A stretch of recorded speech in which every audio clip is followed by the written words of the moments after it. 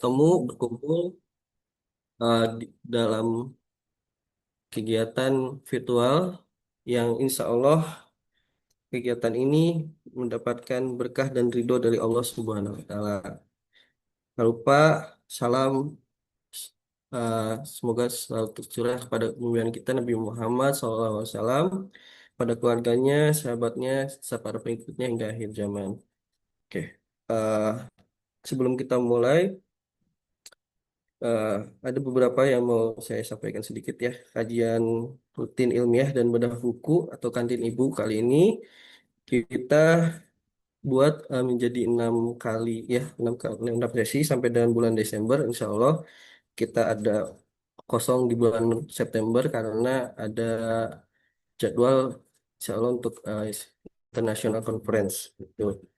Dan untuk kantin ibu tahun ini kita mengangkat tema, yaitu tema besarnya penguatan ekosistem Tridharma berbasis riset yang menghasilkan luaran berdampak dan berkelanjutan.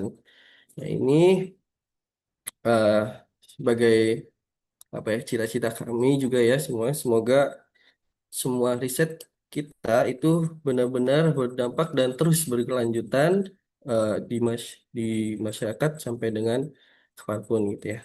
Nah, untuk itu kita sudah menyusun beberapa kegiatan ya, untuk 6 kali kegiatan yang pada ujungnya kita ingin menghasilkan suatu produk dan juga bisa menghasilkan paten yang sama ini kita masih belum punya ya. Nah, untuk memulai kegiatan kantin ibu ini akan dimulai di oleh narasumber kita yang sangat kompeten ya, terutama di bidang akademik ya.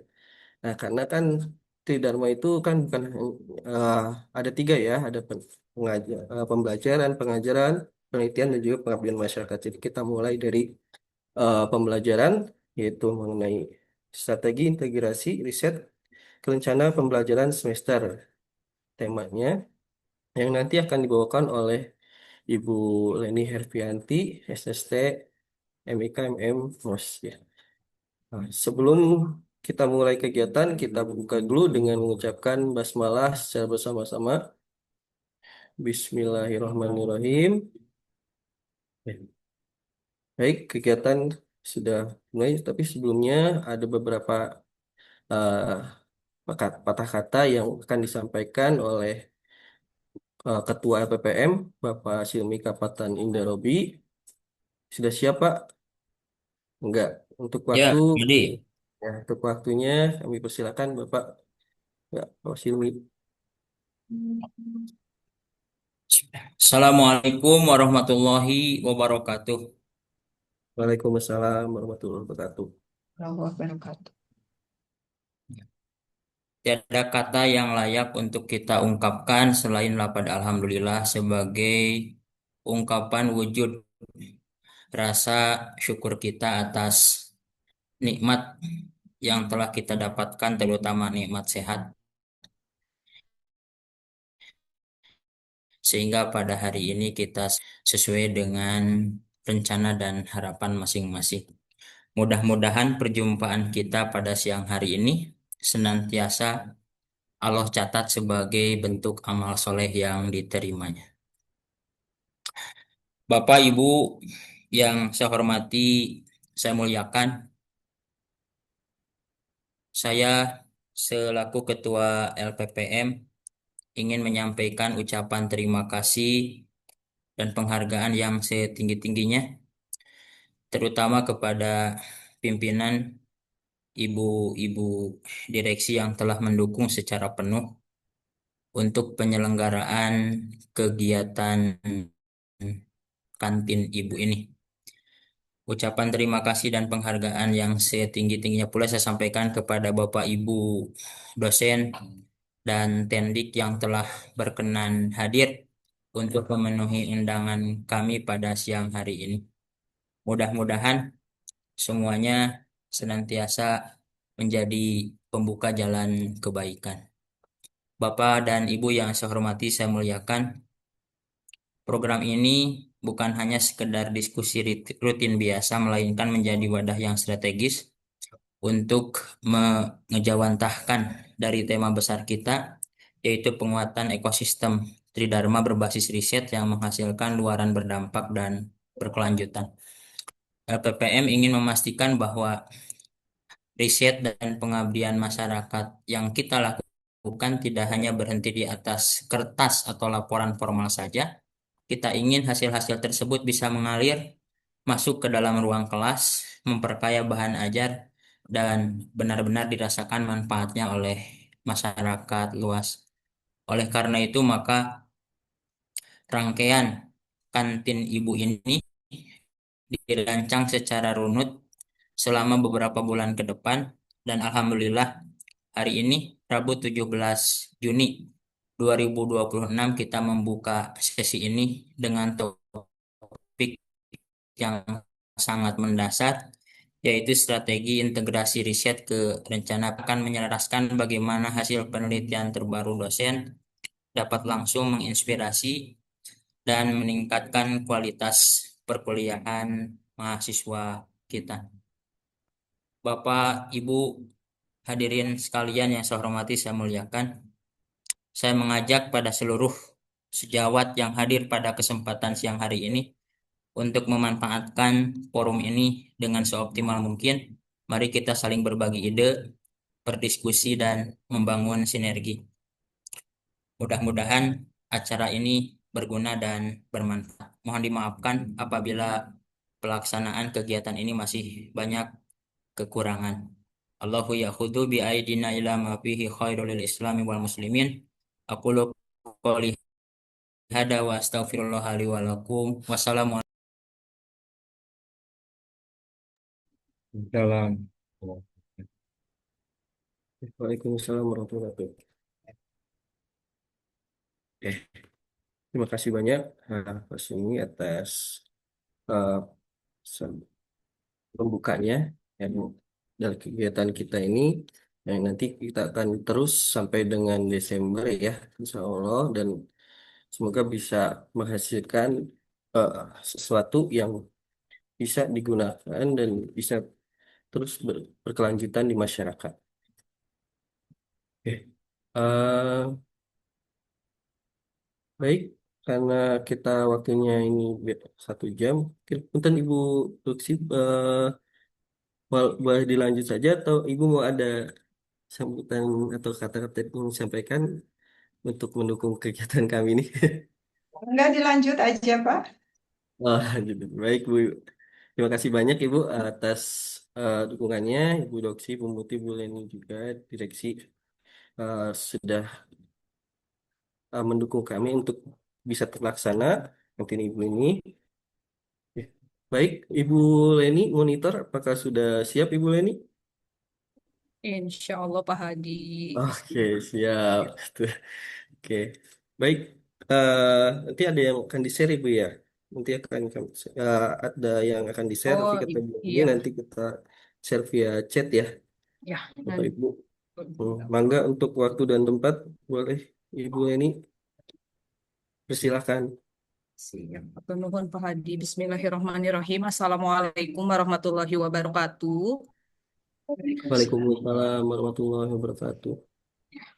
Alhamdulillahirabbil alamin, puji dan syukur marilah kita panjatkan kehadirat Allah Subhanahu wa taala yang telah memberikan kita kesehatan dan kesempatan untuk berkumpul di kegiatan Kantin Ibu pada hari Rabu 17 Juni 2026 bertepatan dengan 2 Muharram 1448 Hijriah. Mudah-mudahan momentum tahun baru ini juga membawa semangat baru ya, tadi titipan dari Bapak Ketua LPPM bahwa riset itu bukan hanya di atas kertas tapi bisa masuk ke kelas dan dirasakan oleh masyarakat. Izin saya ini mungkin sharing aja ya, malu kalau misalnya dibilang kompeten juga enggak karena masih newbie juga begitu ya. Di sini udah pastinya banyak ibu-ibu gubernur dan ibu-ibu prodi, bapak ibu dosen gitu ya, yang sudah juga mengimplementasikan hasil penelitian ke dalam pembelajaran. Nanti kita mungkin di sini kita diskusi saja karena terkait RPS gitu ya, berbicara RPS ini bukan hanya rencana pembelajaran semester, tapi jadi satu dokumen begitu ya Bapak Ibu, di mana kita bisa menjalankan amanah sebagai pendidik, menyampaikan ilmu yang hak berbasis data dan dapat dipertanggungjawabkan baik secara akademik maupun nantinya di hadapan Allah Subhanahu wa taala. Nah, pada sesi siang hari ini begitu ya, kita akan membahas terkait dengan integrasi penelitian, implementasi sampai bagaimana kita menerapkannya dalam rencana pembelajaran semester. Nah, sebelum kita lanjut Bapak Ibu untuk sharing di kantin Ibu ini, izin Bapak Ibu bisa masuk dulu ke menti.com. Linknya juga sudah ada di chat gitu ya.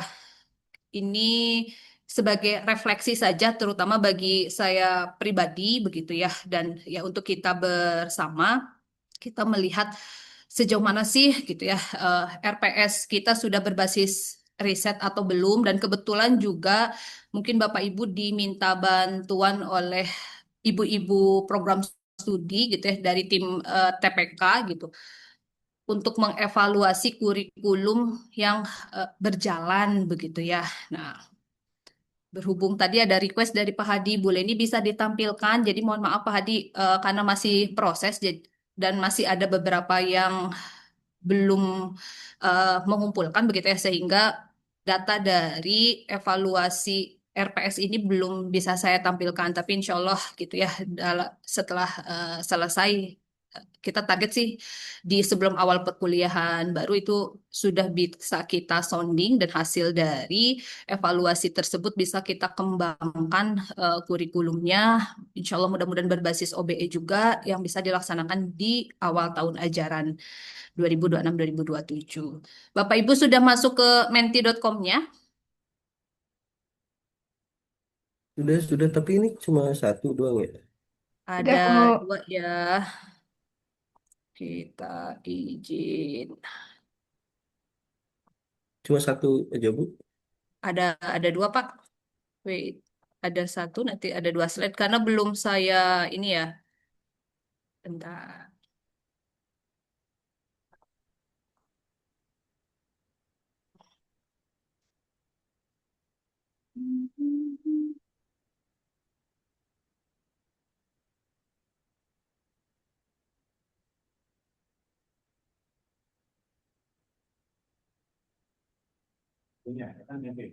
Iya, Nah, udah. yang pertama baru ada 6 responden yang mengisi dari 13 yang sudah masuk ke menti.com.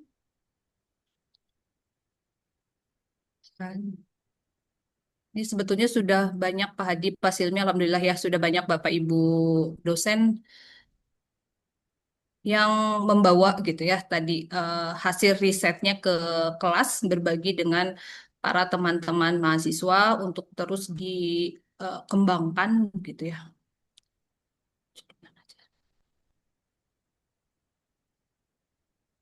Nah, Alhamdulillah ya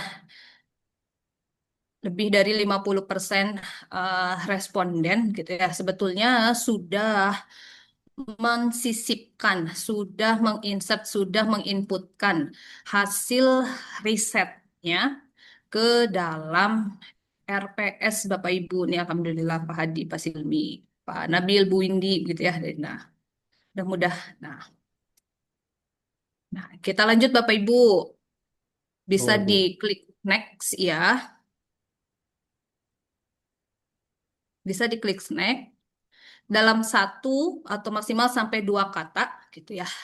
Lewat media apa biasanya Bapak Ibu dosen mengintegrasikan hasil riset pembelajaran? Apakah misalnya melalui eh, referensi begitu ya, jadi masukkan ke materi ajar, bahan ajar, masuk ke referensinya, ataukah melalui penugasan, atau juga kasus-kasus soal gitu ya, latihan-latihan soal, latihan vinyet, apalagi ini prodinya prodi kesehatan. Jadi kasus hasil penelitian dibawa dituangkan ke dalam vignette-nya gitu untuk pengolahan data, atau mungkin juga ada yang sudah berbasis dibawa ke project begitu ya. Teman-teman mahasiswa diajak untuk mini research, mini penelitian. Alhamdulillah.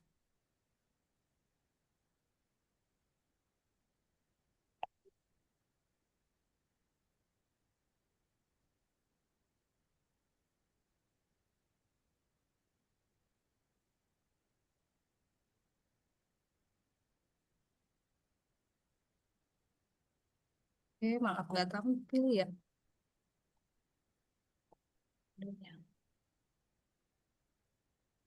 Gimana nih?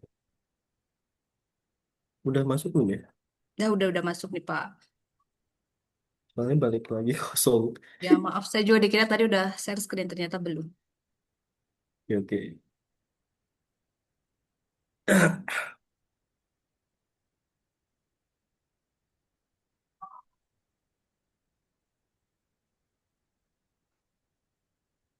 Nah, ini ya. Nah, ini izin izin Bapak Ibu. Jadi alhamdulillah begitu ya. Ini alhamdulillah 6 ya, 6 dari eh, responden ini sudah memasukkan, sudah menginsert hasil penelitiannya ke dalam RPS begitu ya. Jadi nanti kita bisa sharing-sharing Bapak Ibu.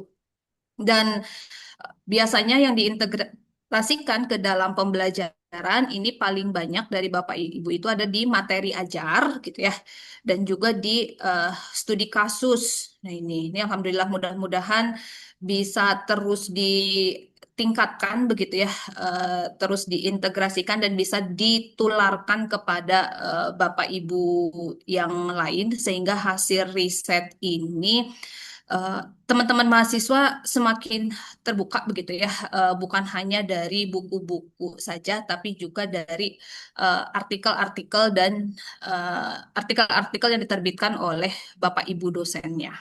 Nih, terima kasih Bapak Ibu yang sudah mengisi di Mentinya.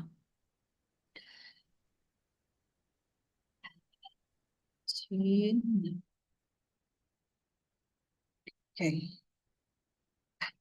Ini ya Bapak Ibu ya, eh urgensi integrasi riset, kenapa sih gitu ya, sinergi antara penelitian dan pembelajaran ini sebagai sebuah keharusan. Ya, karena ya kita di dunia kesehatan Bapak Ibu ya, iptek saat ini berubah sangat cepat, perkembangan begitu masif. Kalau misalnya kita mengajarnya dengan ceramah atau materi lama gitu ya, maka ya mahasiswa kita juga akan tertinggal. Saya jadi ingat ada satu pesan dari salah seorang guru begitu ya, bahwa ya di dalam Al-Qur'an pun jelas gitu mengamanatkan kepada kita afala tatafakkarun. Kita itu diperintah untuk bisa terus mengkaji gitu ya, meneliti, memperbarui ilmu baik yang ada di langit maupun yang ada di bumi. Nah, selain itu juga ada titipan amanah eh, regulasi baik dari kementerian dan juga kebijakan internal di Politeknik Al-Islam Bandung begitu ya Bapak Ibu ya.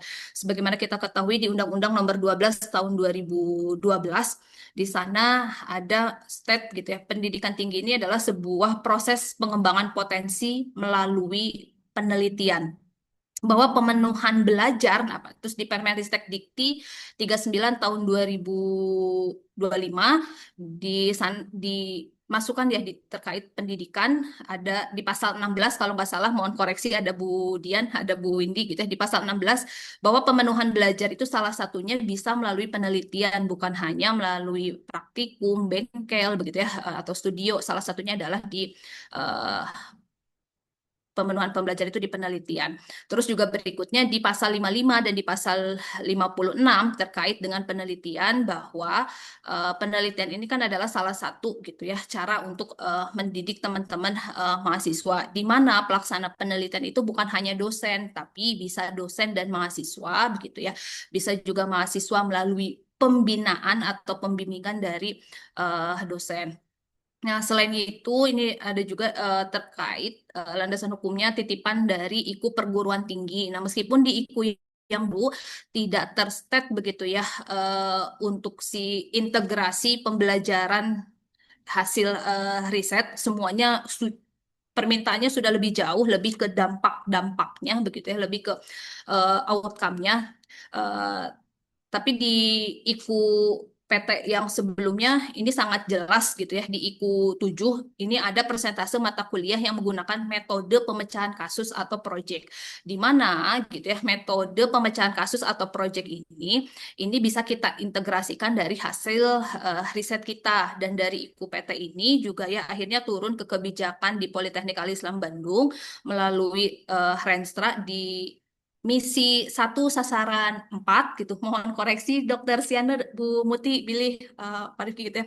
Di Renstra misi ke 1 sasaran ke 4 di sana ada jumlah atau ya jumlah mata kuliah gitu ya, jumlah mata kuliah yang sudah diintegrasikan dari hasil penelitian ke dalam pembelajaran. Jadi ya ini bukan PR LPPM, bukan PR ibu-ibu prodi, tapi juga kita bersama Bapak Ibu dosen begitu ya, untuk menuliskan, mendokumentasikan integrasi tersebut di dalam RPS begitu ya, dan kebijakan-kebijakan internal lainnya gitu ada di SPMI Politeknik Al Islam Bandung, pedoman penyelenggaraan akademik, bahkan di pedoman RPS dan evaluasi kurikulum pun, bahkan gitu ya untuk akreditasi pun di Perban PT yang baru di indikator kelima itu diminta gitu ya terkait bukti dari eh, integrasi hasil penelitian ke dalam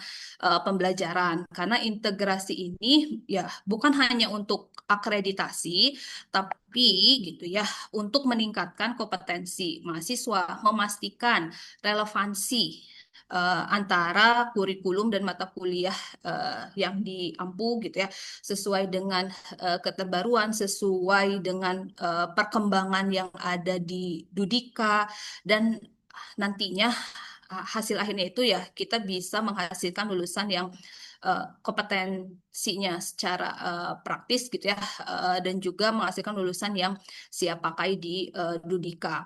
Nah, Bapak Ibu, alhamdulillahnya ya 3 program studi ya saat ini juga sudah menggunakan eh, kurikulum terbaru, di mana kurikulum yang terapi wicara, radio diagnostik ini 2024 disahkan dan sudah diimplementasikan selama 2 tahun atau 4 semester. Terus untuk yang kurikulum administrasi rumah sakit begitu ya, 2 semester ini sudah menggunakan kurikulum yang baru, di mana ya Bapak Ibu juga kan kita sama-sama menyusun, terlibat pada saat proses penyusunan kurikulumnya gitu ya.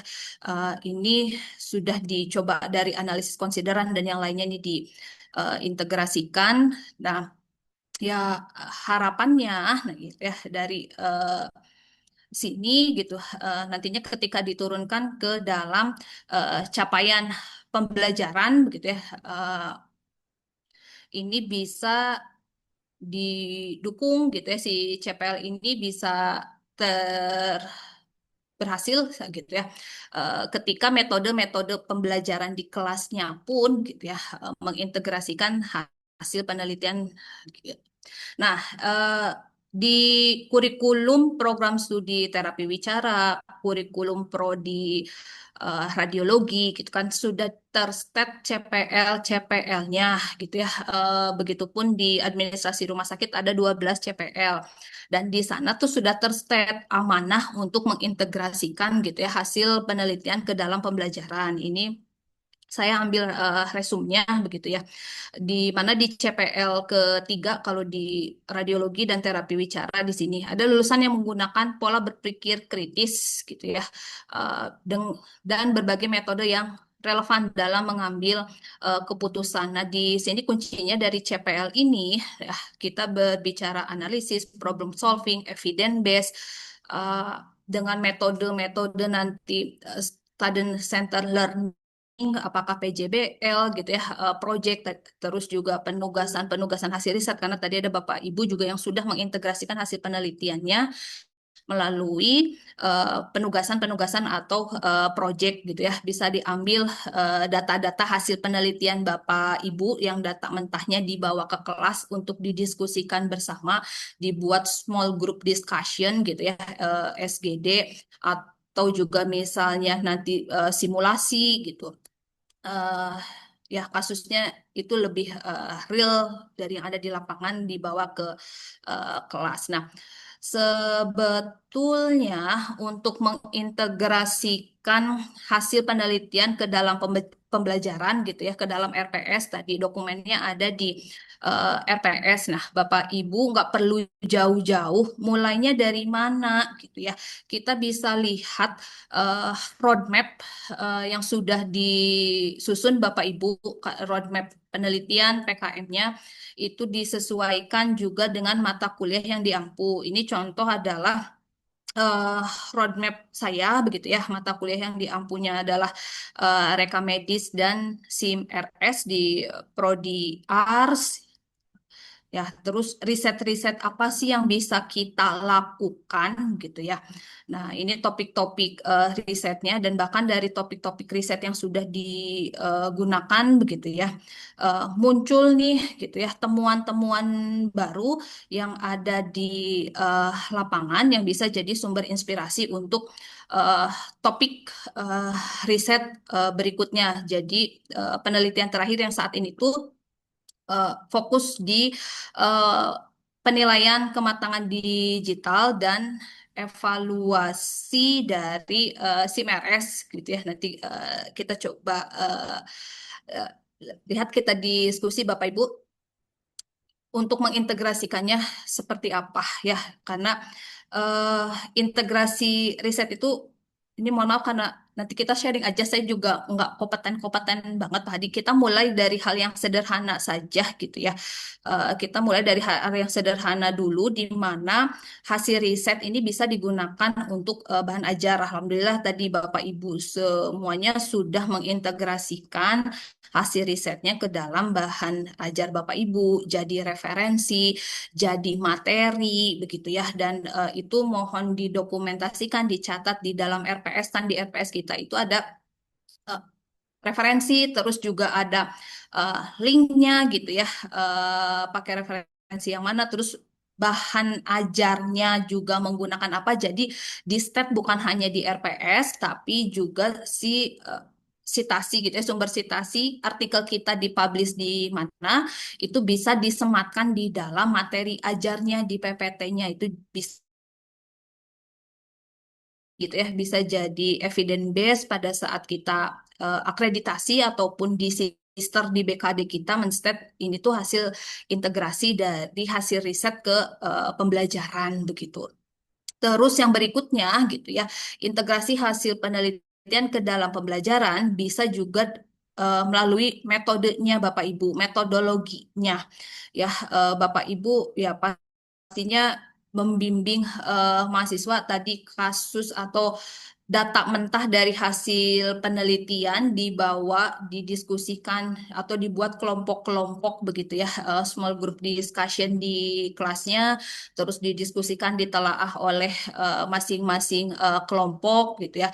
Dan Bapak Ibu mengajarkan metode penelitian spesifiknya seperti apa, meskipun gitu ya mata kuliahnya bukan mata kuliah yang medlit gitu ya. Ya contohnya kalau saya biasanya bawa hasil penelitian, hasil riset yang mentah dibawa ke kelas begitu ya, yang RME kemarinnya ataupun yang SIM RS begitu ya. Eh, Datanya itu, data mentah itu diolah oleh teman-teman gitu ya. Kita juga mengajarkan ini bagaimana cara-caranya gitu ya. Terus juga metode implementasi berikutnya bisa melalui project, melalui penugasan. Ya, alhamdulillah juga tadi Bapak Ibu sudah banyak yang mengintegrasikan melalui tugasnya gitu ya, melalui mini project atau bahkan nantinya gitu ya si mahasiswa ini dilibatkan dalam proyek riset dosen atau gitu ya, karena tadi kita sudah punya roadmap penelitian dan PKM pada saat teman-teman mahasiswa pengajuan judul tugas akhir, kita sudah mulai membidik gitu ya, part-part mana yang bisa dilakukan oleh teman-teman yang lagi bimbingan tugas akhir yang nantinya bisa Bapak Ibu generate gitu ya untuk penelitian Bapak dan Ibu. Jadi tidak perlu langsung ke yang wah yang besar begitu ya, mulai dari hal-hal yang kecil tadi, eh, materinya, referensinya, tugas-tugasnya gitu. Mulai dari hal yang kecil tapi kita konsisten. Tadi kan ada yang masih angin-anginan ya. Semoga nanti mah nggak hanya angin-anginan, nggak hanya angan-angan, tapi bisa terimplementasi apa yang sudah ditulis atau direncanakan di dalam RPS. Nah, ini strateginya sebenarnya udah banyak yang mengimplementasikan ya Bapak Ibu ya. Strateginya nih karena biasanya ditanya asesor mana bukti integrasi hasil penelitian ke dalam PKM Bapak Ibu. Nah, pendekatan yang eh, paling mendasar ya tadi sebagai bahan ajar gitu ya. Ini yang paling mudah Bapak Ibu mari kita update materi pembelajaran gitu ya, bahan ajar kita dengan artikel-artikel terbaru gitu ya. Bisa 10 tahun terakhir misalnya. Kalau 5 tahun terakhir takutnya terlalu cepat, tapi ya di beberapa mata kuliah mungkin saya mah bisanya 10 gitu ya, 10 tahun terakhir. Boleh Bapak Ibu 10 tahun terakhir. Mulai ganti misalnya yang dari buku-buku gitu yang asalnya lebih banyak dari sumbernya dari buku-buku 10 tahun lalu kita mulai update referensinya gitu ya, eh, dengan hasil temuan-temuan terbaru dari publikasi dosen gitu ya, atau juga di bahan ajar ya, bahkan nanti di penugasan kita bisa di bahan ajar kita bisa journal reading dengan teman-teman mahasiswa, bedah artikel ilmiah sesuai dengan mata kuliah, sesuai dengan topik yang ada di sub RPS-nya gitu ya. Strategi yang kedua, nah kita mulai rancang nih Bapak Ibu aktivitas mahasiswanya berbasis penelitian. Jadi pada saat di RPS itu ada metode pembelajaran gitu ya, yang biasanya metode pembelajaran tuh kita isi ceramah, PPT gitu ya, media ajarnya. Ya, kita mulai dengan SCL, Student Center Learning. Nanti Student Center Learningnya apakah pakai small group discussion, pakai PBL, pakai PJBL, begitu Bapak Ibu. Nah, itu di-statekan di dalam RPS-nya, begitu. Karena di sini ya nih, bisa dengan journal reading, tadi contohnya bisa dengan simulasi berbasis kasus gitu ya, simulasi penyelesaian masalah berdasarkan temuan riset terbaru untuk pengalaman praktisnya, atau dengan proyek. Nah, ini biasanya dari ibu-ibu dari TW ya, dan mungkin juga dari prodi-prodi yang lain juga ada, tapi biasanya saya lihat tuh yang dari terapi wicara nih, banyak yang proyek bahkan bisa diintegrasikan begitu ya, bukan hanya di satu mata kuliah, tapi dengan beberapa mata kuliah, proyeknya bersamaan gitu ya, mata kuliah terkaitnya, sehingga mahasiswa ini bisa mengerjakan bagian kecil dari roadmap risetnya Bapak Ibu ya, atau juga si mahasiswa bisa jadi tim asisten, dan alhamdulillah juga regulasi dari mohon maaf kebijakan di internal begitu ya, di LPPM juga ini kan sudah mandatori ya, ketika kita penelitian wajib membawa mensertakan mahasiswa. Jadi nggak hanya di dalam tulisan proposal atau LPJ saja, tapi pada saat implementasi pun kita sudah bisa ajak teman-teman mahasiswa untuk ikut terjun di dalam penelitian kita. Nah, di strategi yang ketiga, Ibu, yang kita catatkan, kita inputkan, kita tuliskan di dalam RPS adalah penilaian dan evaluasi pembelajarannya. Ya, Bapak Ibu. Nah, di eh, penilaian dan evaluasi ini juga ya, eh, bukan hanya bobot UTS dan UAS saja untuk memberikan nilai ke mahasiswa ya, pastinya Bapak Ibu juga dengan akumulasi tugas dan yang lain-lainnya. Nah, pada saat penugasan gitu ya, itu dibuat rubriknya Bapak Ibu, dibuat rubriknya, scoringnya, sehingga nanti bisa terlihat gitu ya. Ini sebagai bukti dokumen untuk integrasi hasil penelitian ke dalam pembelajaran gitu ya, dampak integrasinya apa, dan juga dibuat umpan balik begitu, umpan balik ke mahasiswa. Bagaimana pengalaman mahasiswa pada saat mengerjakan tugas ataupun proyek yang kita kerjakan begitu ya. Terus juga bisa dikaitkan, diintegrasikan dengan sitasi-sitasi topik yang mirip gitu ya. Nah ini. Nah, jadi penilaian bukan hanya angka, bukan hanya dari UTS, UAS, tapi berdasarkan proses, analisis, dan juga outputnya.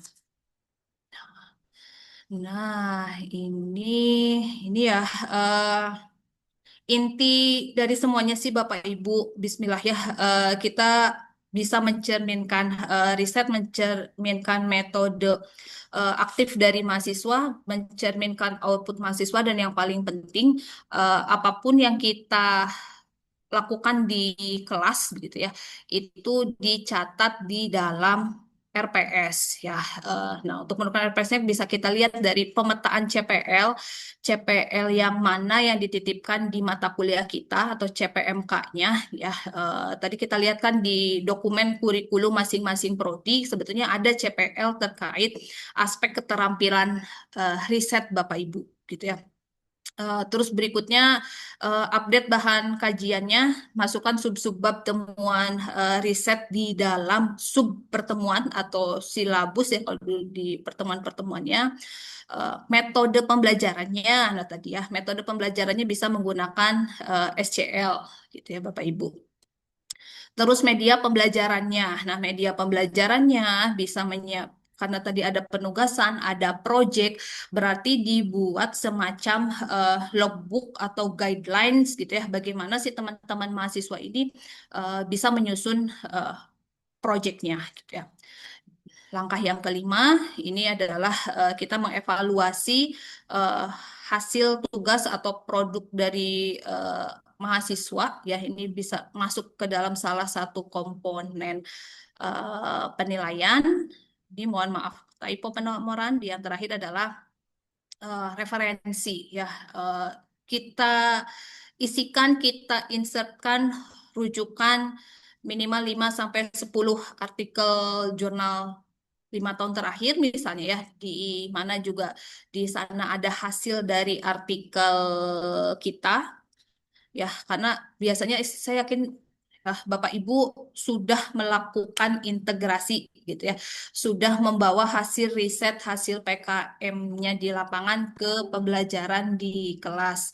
Tapi juga ya, eh, ini mah saya ya kadang gitu ya eh, lupa untuk mencatatkan di RPS gitu ya, sehingga tidak terdokumentasi. Padahal kalau di dalam sistem mutu yang tidak tertulis itu kan dianggap tidak dilakukan gitu ya. Padahal sebetulnya itu sudah makanan sehari-hari, setiap Bapak Ibu mengajar pasti membawa hasil risetnya ke kelas. Jadi mohon izin untuk dicatatkan di dalam RPS.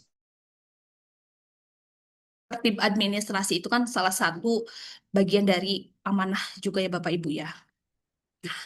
Ini eh, contoh ya Bapak Ibu. Nah pastinya ya Bapak Ibu sudah mengintegrasikan si hasil-hasil risetnya. Nah ini contoh integrasi hasil riset ke bahan ajar Bapak Ibu di PPT kita disampaikan gitu ya.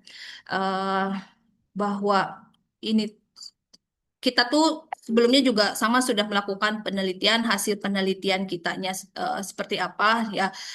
Bukunya juga dicatat gitu ya. Ini hasil riset-riset gitu ya. Link-link artikel jurnal yang kita publish yang sesuai dengan sub pokok bahasan di pertemuan tersebut gitu ya. Ini disampaikan gitu ya, atau juga tadi ketika berbasis project gitu ya, Bapak Ibu bisa mulai menyusun, mendokumentasikan logbooknya, panduannya ke dalam panduan praktikum gitu ya ke dalam bahan ajar berbentuk buku di mana nanti si case-case kasus-kasusnya soal-soalnya itu didasarkan dari hasil penelitian ya. Dan nah ini hasil sebentar. Bisa diperbesar ya. Nah, ini hasil eh, tadi ya rencana penugasan dan yang lainnya itu juga disampaikan, dicatatkan, diinputkan di dalam RPS. Gitu ya. Ini contoh untuk eh, proyek Bapak Ibu kemarin karena saya terkait dengan kemarin penelitiannya itu adalah evaluasi SIM RS. Saya membuat beberapa kelompok di kelas 4 kelompok mahasiswa terjun ke rumah sakit tempat PKL sebelumnya gitu ya untuk mengobservasi gitu ya SIM RS yang ada di unit-unitnya di mana sih pernyataan atau eh, pedoman observasinya kita gitu ya, kita yang membuatkan teman-teman mahasiswa jadi pelaksananya. Nah ini mohon izin juga contoh eh, dari hasil integrasi penelitian ke dalam pembelajaran gitu ya, dibuat mini project, terus dari mini project terus dipublikasikan. Nah ini adalah hasil karya integrasi dari Bu Neni dan Dokter Siana ya. Ini mohon izin sebelum juga. Ini hasil integrasi. Ini hasil integrasinya juga. Jadi ya terus seperti roda yang nggak ada berhentinya ketika ada pembaruan-pembaruan yang baru. Nah di sini juga dengan mengintegrasikan hasil riset ke dalam pembelajaran Bapak Ibu secara tidak langsung gitu ya.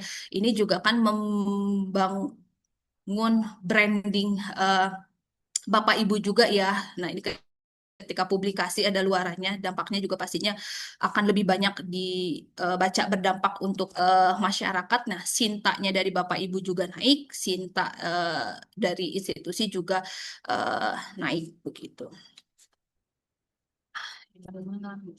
Gitu ya Bapak Ibu ya. Mari kita memulai mempraktekkan sama-sama. Ini mas saya merecall saya juga pribadi, diri saya pribadi gitu ya. Kita cross check lagi roadmap riset yang relevan dengan mata kuliah yang diampu. Pilih nggak mesti di 14 pertemuan itu harus selalu mengintegrasikan, bisa dipilih pertemuan yang mana sesuai dengan sub temanya gitu ya, sesuai dengan topik di pertemuan keberapa gitu ya. Terus mulai rancang. Mungkin di pertemuan 1 sampai 5 banyaknya di materi pembelajaran, nggak apa-apa Bapak Ibu. Oh nanti di 7 baru ada penugasan, ada metode pembelajarannya yang berorientasi luaran atau bahkan yang orientasi luarannya nanti pada saat menjelang ujian akhir semester gitu ya. Nah, ini mari kita sama-sama mulai libatkan teman-teman mahasiswa gitu ya menjadi co-author. Nah, kesimpulannya sedikit saja. Mari nanti kita lebih banyak diskusi ya. Penelitian adalah cara kita menemukan hal-hal yang baru dan RPS adalah jembatan untuk menyampaikannya. Menyatukan antara hasil penelitian dengan RPS ini bukan hanya tuntutan kurikulum, melainkan pemenuhan amanah kita sebagai seorang dosen gitu ya, sebagai ilmuwan yang mentransfer eh, ilmu ke mahasiswa. Integrasi penelitian ke dalam RPS secara berkelanjutan ini memastikan lulusan-lulusan kita memiliki kompetensi yang tinggi dalam menghadapi perkembangan iptek dan tuntutan Judika. Nah, pilar-pilar pengembangannya gitu ya, ini juga bertepatan dengan TPK, jadi apa bertepatan dengan momentum pengembangan kurikulum gitu ya, Bapak Ibu. Kurikulum kita harus adaptif dengan Dudika, jadi nggak mesti menunggu 3 tahun dulu baru nilai ketika memang ada permintaan dari Dudika gitu ya, si kurikulumnya bisa diupdate. Kalau misalnya butuh waktu, ya kita mulai update dari hal yang paling sederhana, yaitu dari RPS kita gitu ya. Nanti pilar-pilar pengembangan selanjutnya ya bisa sampai kolaborasi dengan praktisi, kolaborasi dengan mitra Dudika, riset global. Ya, dan ini nih, ini yang PR bagi saya juga ya, ini masih PR. Konsistensi ya Bapak Ibu, konsistensi untuk memperbarui, untuk mengupdate RPS-nya secara berkala. Mari kita catat apa yang dilaksanakan dan mari kita laksanakan apa yang kita catat di dalam RPS ya, mulai dari diri kita untuk tertib dalam RPS, tertib dalam pembelajaran, ya, tertib dalam mendokumentasikan. Begitu. Ini mohon maaf lahir batin apabila dalam prosesi sharingnya masih banyak yang kurang-kurang, banyak yang lebih expert. Nah, mungkin nanti kita eh, diskusi lebih lanjut di ruang Zoom ini. Terima kasih, jazakumullah khair, Bapak Ibu. Mari diskusi. Oke. Atau izin contoh dulu ya Pak Hadi. Boleh. Izin di RPS-nya mungkin gitu ya. Ada Iya. RPS ada gitu-gitu kene tiap semesternya kenapa mesti diupdate gitu ya. Tiap rapat dosen kenapa ditagih-tagih. Nah, ditagih. Ini izin kalau saya pakai punya Pak Hadi izin. Nah, ini ya. Janganlah. Yang punya ibu lah. Kita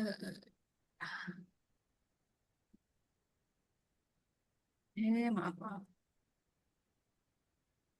Yang punya ibu aja, Bu.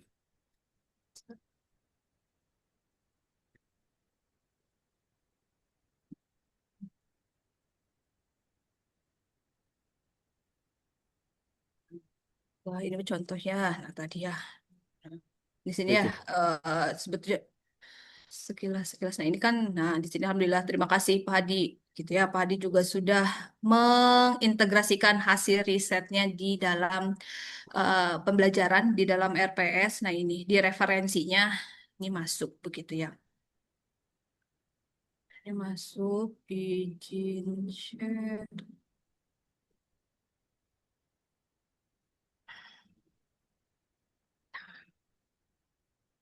Nah, ini izin izin Bapak Ibu ini sebetulnya juga saya masih banyak kurang-kurangnya begitu ya. Tapi tadi mencoba dari hal yang paling eh, sederhana gitu ya. Hal yang paling sederhana memasukkan menginsertkan hasil riset ke dalam pembelajaran gitu ya, dijadikan referensi gitu ya. Nah, ini dijadikan referensi, dicantumkan, terus juga, nah ini pada saat ngisi topik judulnya ya, nah ini yang hasil riset pribadi gitu ya. Ini eh, link-linknya, bahkan sampai ke ya contoh-contoh, nah rubrik dan tugas-tugasnya tuh saya sampaikan di sini gitu Bapak Ibu. Nih, jadi tidak ada dusta di antara saya dan mahasiswa, dosen dan mahasiswa begitu ya. Rubrik tugasnya ada di sini. Jadi pada saat kontrak itu juga teman-teman mahasiswa bisa melihat RPS-nya bahwa di pertemuan sekian tuh ada tugas project loh. Ini tugasnya meskipun belum begitu jelas ya, rubriknya seperti ini. Nah, begitu di pertemuannya baru dijelaskan secara detail begitu. Enggak.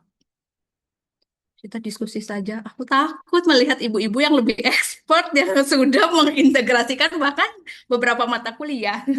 Sharing-sharing aja, aku masih newbie. Monggo Pak Hadi, saya kembalikan. Ya, siap. Terima kasih banyak Ibu ini atas sharing ya, sharing-sharingnya.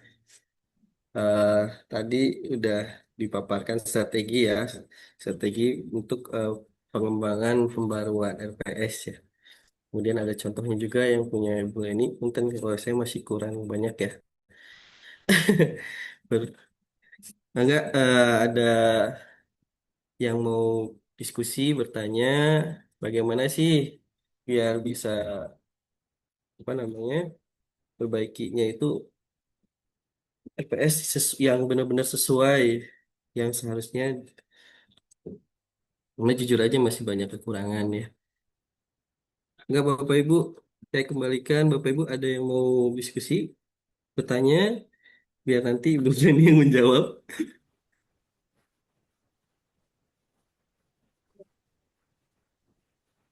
Oh Udah, iya, yang lain sebelumnya itu juga bisa mohon Budian, izin. Oksi, Mm. busur juga Nyari-nyari ada. logo raise hand nggak nemu. Ih, belum ada suara. Oh iya, nggak ada raise. Langsung aja, Bu. Kok nggak ada Raise raise-nya? hand, nyari logonya nggak ada. Ya, boleh langsung mau bertanya. Boleh, Bu. Oh ya, bentar sebelumnya Ya, izin ingetin isi absensi ya. Udah ada di kolom. baik.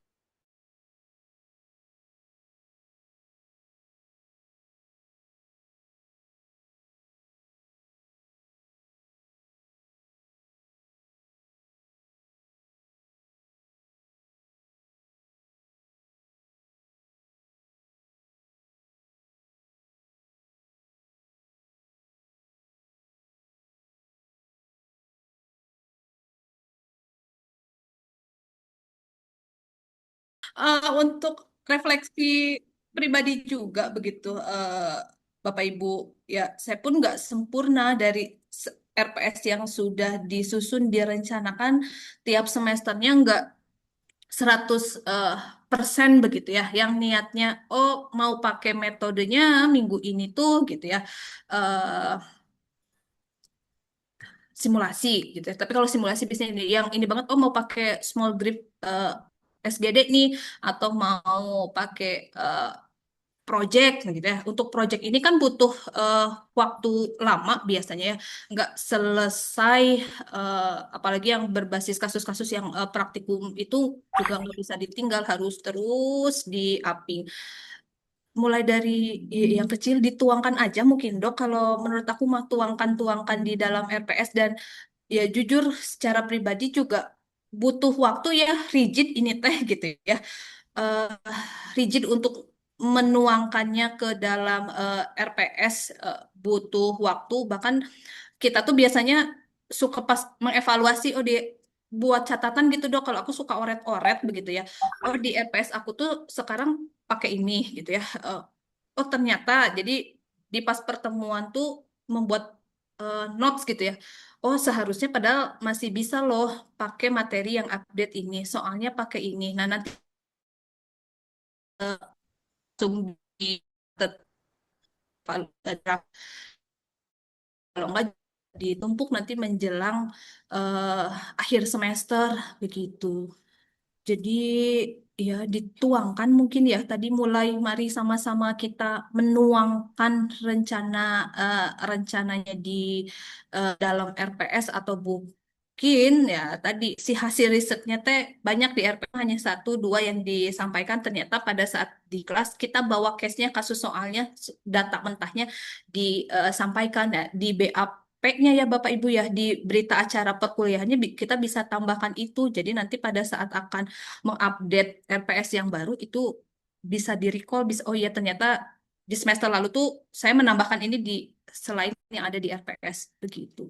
Itu sih biasanya kalau aku mah, dan aku juga sama, mohon maaf belum 100% juga. Izin dari Pak Hadi, Pak Hadi, Pak Silmi.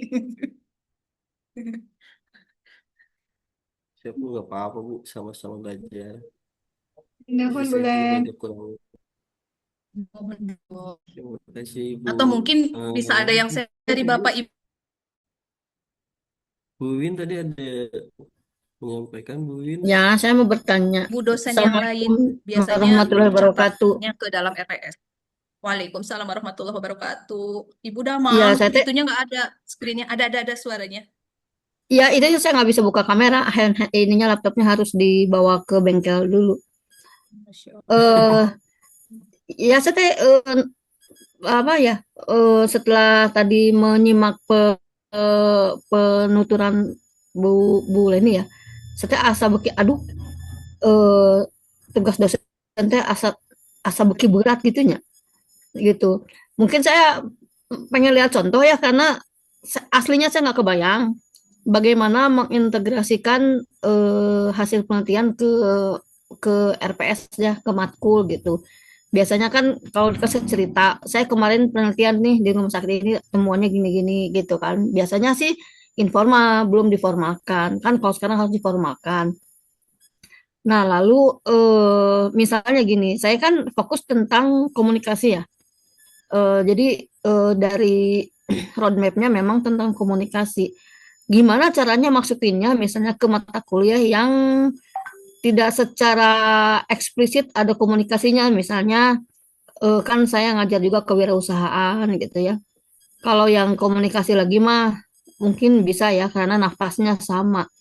Atau sedikit-sedikit nyerempet-nyerempet kayak misalnya strategi apa pengantar negosiasi itu kan ada juga. Tapi kalau misalnya yang apa yang rada jauh gitu tentang kewirausahaan itu yang pertama. Kemudian tentang metodologi ya.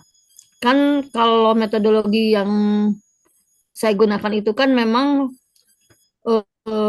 menggunakan kualitatif studi kasus ya. Itu gimana caranya menurunkannya ke level D3 gitu ya. Apa yang sebetulnya itu kan untuk D3 mah rada luhur teuing gitu. Mohon pencerahannya boleh nih. Hatur nuhun. Assalamualaikum warahmatullahi wabarakatuh. Waalaikumsalam warahmatullahi wabarakatuh. Izin langsung Pak Hadiah. Tadi untuk Ya, Bu. menyampaikan hasil riset secara formalnya mungkin bisa dimasukkan di PPT ya Bu. Di PPT-nya ya intinya gitu ya. Penelitian Ibu di tahun berapa, bahkan kalau misalnya sudah dipublikasi bisa ditambahkan di PPT-nya si linknya, DOI-nya gitu ya. Link jurnalnya disampaikan di sana gitu. Terus terkait mengintegrasikan ke dalam mata kuliah yang beda marwah begitu ya. Ini ini jadi nggak jadi PR ya, jadi challenging di mata kuliah yang lain ya. Kalau biasanya saya kuanti gitu ya, oh si angka-angkanya mah gitu ya, hasilnya pengolahan datanya rada bisa diinterkat. Nah ini ketika masuk ke kewirausahaan. Nah, kewirausahaan. Nah, kewirausahaan ini kan juga kalau di ARS ya ataupun prodi yang lain mungkin bisa diambil contohnya simulasinya berwirausahanya yang selaras dengan prodinya. Ketika teman-teman mahasiswa ini jadi calon CEO misalnya ya, misalnya jadi calon-calon CEO rumah sakit gitu ya, ada case kan bisa jadi nih ada case temuan di lapangan ibu terkait inform konsen kan ya Bu ya, inform konsen eh, para dokter dengan pasien di mana si inform konsen juga kan masuk jadi hak pasien dan keluarga gitu. Bisa dibuat simulasi ketika oh mereka-mereka tuh jadi CEO nih ada case seperti ini gitu ya. Nah, atau mungkin itu jadi kasusnya teman-teman akan merancang rumah sakit yang barunya, klinik yang barunya ketika menemukan kasus itu akan seperti apa. Itu mungkin yang baru terpikir ya. Karena memang ya nggak bisa ketiplek-ketiplek ketika hasil penelitiannya sesuai wah atau sama sesuai dengan mata kuliah. Tapi part-part kecil bagian dari nggak mesti dalam full pertemuan terus-terusan mengintegrasi. Tapi bisa mengintegrasikan di setiap pertemuannya, alhamdulillah. Metodologi untuk mengintegrasikannya. Oh tadi hasil kualitatif studi kasus. Nah, ini mah sharing aja Bu. Di semester ini gitu ya mini project saya dengan teman-teman mahasiswa yang ARS 24 ya. Mahasiswa ARS yang 24 saya meneliti terkait evaluasi RME, evaluasi si SIM RS gitu ya. Terus teman-teman mahasiswa diajak ditugaskan gitu ya untuk mengobservasi di rumah sakit yang tempat PKL-nya. Di mana nah si uh, pedoman observasi yang kita mah biasanya kan kompleks gitu ya. Kita turunkan, oh mereka mah hanya satu pakai metode kemarin, oh pakai yang hot fit aja. Terus juga si lembar observasinya kita yang buat, ini dibuatkan sehingga nanti pada saat penilaian di rubriknya juga jelas gitu ya. Ini sama semua rumah sakit rubrik mohon maaf lembar observasinya sama begitu ya. Hanya satu metode observasi saja, satu metode yang dievaluasi begitu. Terus juga ditambahkan ya dapat yang teman bisa menanyakan lebih dalam, tapi yang intinya itu dibuatkan oleh saya gitu Bu untuk si lembar observasinya biar nggak terlalu jauh juga gitu ya, karena kalau ketiplak-ketiplak pakai yang kita oh itu misalnya pilih terlalu dalam atau nah dari hasil observasi itu terus dipresentasikan, didiskusikan lagi di kelas, kita ambil tarik kesimpulannya gitu ya. Dan si hasil mentahannya itu juga saya suhunkan lagi, saya minta lagi itu bisa kita tarik olah lebih lanjut nantinya untuk penelitian kita ke depannya gitu Bu. Itu sih pengalaman yang sedang berjalan di semester ini terkait integrasi metodologi untuk eh, metode pembelajarannya.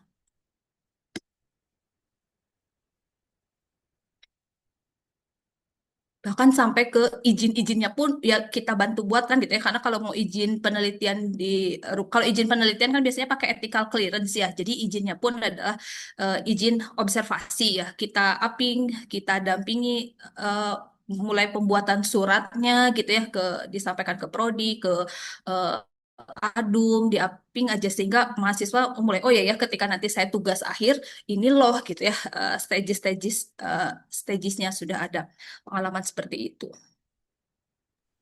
Oke, nuhun Bu. Nanti kapan-kapan saya ketemu Ibu ya. Boleh Ibu, terbuka hayu. Ya, Bu janjian di mana hayu? Ngopi di mana? ini di kampus, weh. Mau di kampus.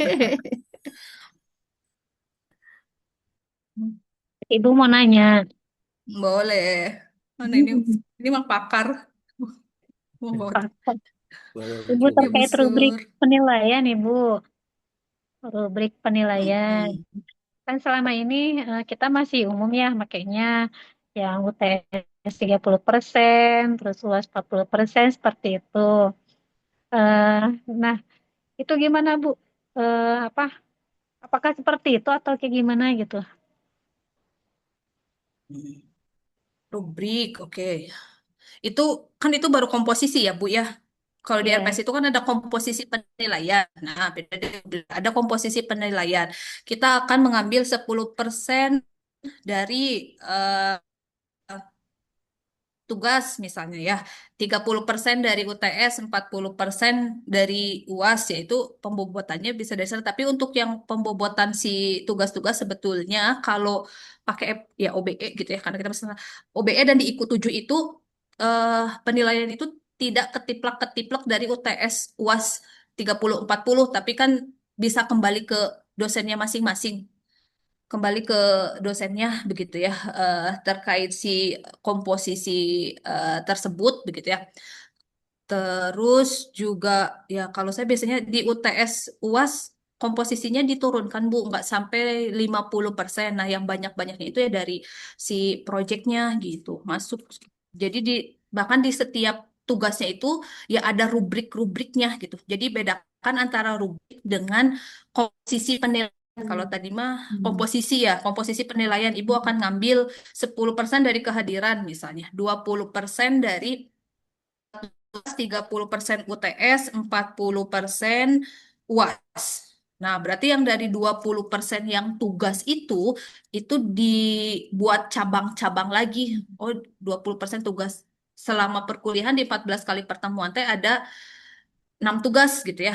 Nah, komposisinya diatur masing-masing penugasan tuh ada rubrik-rubriknya lagi gitu, Bu. Ya, ya Makanya makasih, kalau Bu. mahasiswa hmm, suka isi bulan ini mana nilainya kecil, yuk kita cek sama-sama. Nah, mereka udah mulai bisa mengakumulasi. Oh iya, ada Excelnya per masing-masing. Ini kuis pertemuan kesekian gitu ya. Apalagi kan kalau kuisnya kita pakai Edlink, pakai ujian, si mahasiswa juga bisa melihat ya. Ini kan baru komposisi dari kuis pertama. Tugas kedua nilainya sekian, tugas ketiga nilainya sekian. Kita rekap, akumulasi. Nah, yang diambil di RPS misalnya kita cantumkan komposisinya ada 20%, nah 20% dari tugas-tugas itu, ini loh nilai teman-teman, ini UTS-nya, ini UAS-nya. Begitu, Bu. Ya, makasih Bu pencerahannya. Soalnya RPS kita kebanyakan rubrik penilaian yang kami kira seperti itu ya. Ternyata itu komposisi nilai ya. Ya, Bukan itu tugas nanti ada komposisi lagi nilai, ya. Bu. Betul. Jadi, Ya, makasih Bu. ya, mari rubriknya juga dicatat nanti ya, Bu Sur, di RPS ya. Ya.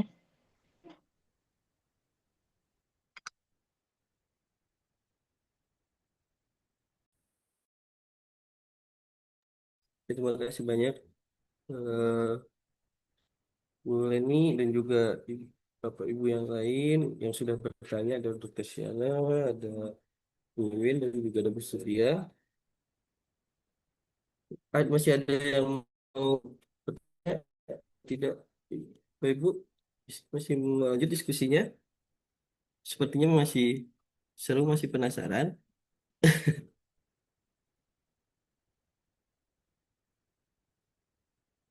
Iya, tadi sempat ada yang banyak yang terlempar ya. Apakah sudah absen semua ya yang terlempar dan balik lagi?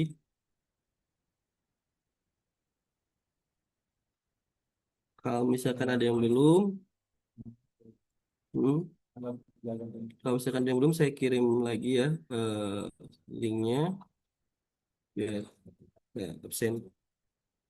Ya. Oke.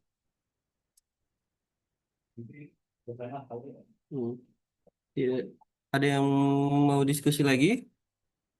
Oke, mungkin kita untuk pertemuan kali ini yaitu untuk mengupdate ya, mengupgrade ya RPS-nya yang sesuai ya, dan juga mulai memasukkan integrasinya ya ke dalam RPS. Jadi memang tadi juga memang seperti itu ya, memang pengalaman juga memang nggak apa kadang nggak tercatat ya, tapi disampaikan tadi apa yang disampaikan sama Sana sama Bu Yuwin, jadi menyampaikan hasilnya namun tidak apa namanya formalkan ya, terlegalkan ada di dalam eh, RPS dan juga materi yang disampaikan baru sebut ada yang apa penyampaian bercerita dan lain sebagainya.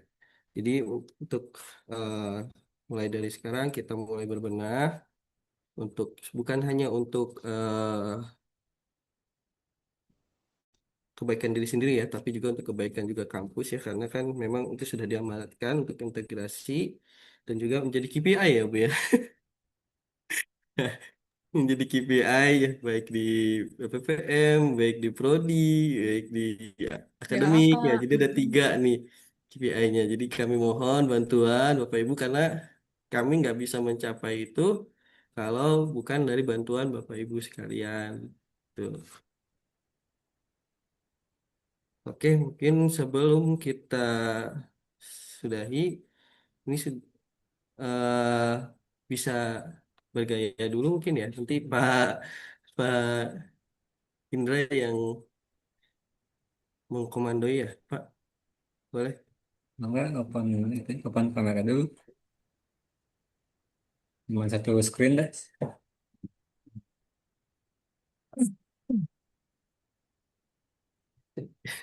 Yang lain nggak bisa buka. Yang lain nggak bisa buka kamera. Bentar, bentar. Multi speaker, Pak. Oke, oke, siap-siap. Senyumnya, Bapak Ibu, yang manis. Satu, dua, Dua, tiga. tiga. Rekam. Sip. Kalau lagi. Bentar, bentar. Lagi. Oke, Bentar, bentar, gaya, bentar. gaya apa? Oh, oke. Sip. Oke, Satu, dua, tiga. tiga. Sip, atur Oke, terima nuhun. kasih banyak Bapak Ibu atas partisipasinya Sih, dan mohon maaf lahir keluangan batin. waktunya sudah mau kita bergabung dan berbagi ilmu. Ya, ini bukan menggurui ya Bu ya, tapi berbagi ilmu ya Bu ya.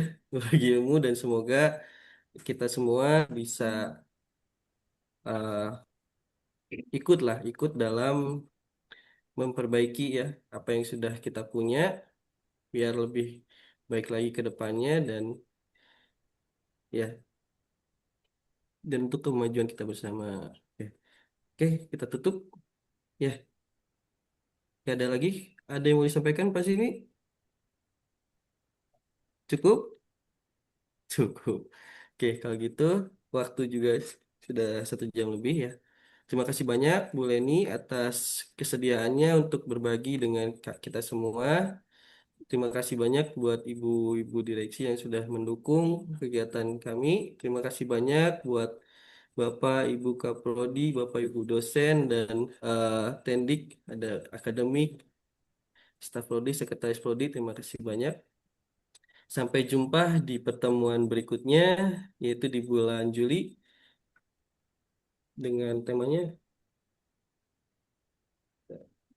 Ya, sampai jumpa di bulan Juli ya. Nanti kita share lagi ya. Oke, terima kasih banyak. Ya, Assalamualaikum. Kita tutup dengan ucapkan